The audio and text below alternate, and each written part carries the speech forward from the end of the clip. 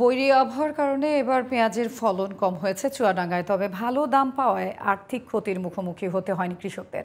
চুয়াডাঙ্গা প্রতিনিধি রিফাত রহমানের রিপোর্ট জানাচ্ছেন জুবাইর রহমান। চুয়াডাঙ্গা সদর দামুরহুদা, আলমডাঙ্গা ও জীবননগর উপজেলার কয়েকটি গ্রামে চাষ হচ্ছে বাংলাদেশে উদ্ভাবিত গ্রীষ্মকালীন বাড়ি ৫ জাতের পেঁয়াজ। জুলাই-আগস্টে বীজতলা তৈরি করে চারা লাগানো গেলে নভেম্বরের মাঝামাঝি অথবা শেষ সপ্তাহের মধ্যে পেঁয়াজ ওঠানো সম্ভব হয়। তবে অতিবৃষ্টির কারণে এবার কিছুটা বিপাকে পড়তে হয়েছে কৃষকদের।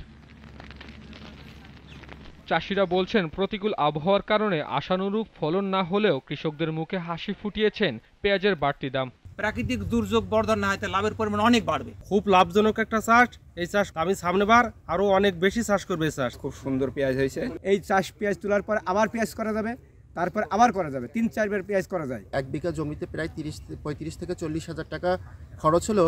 সেখানে কৃষক জমি ভেদে উৎপাদন ভেদে প্রায় ১.৫ লাখ টাকা পর্যন্ত এখান থেকে বিক্রি করতে পারে। এই জাতের পেঁয়াজ চাষে কৃষি বিভাগের পাশাপাশি সহায়তা দিচ্ছে ওই ফাউন্ডেশন নামে একটি বেসরকারি সংস্থা।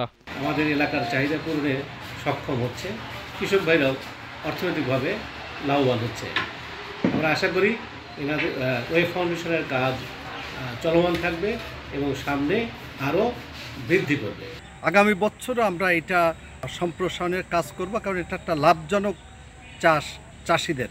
সেজন্য ওয়েব ফাউন্ডেশন আগামীতেও পিকেসেফের সহায়তায় এর সম্প্রসারণে কাজ করবে।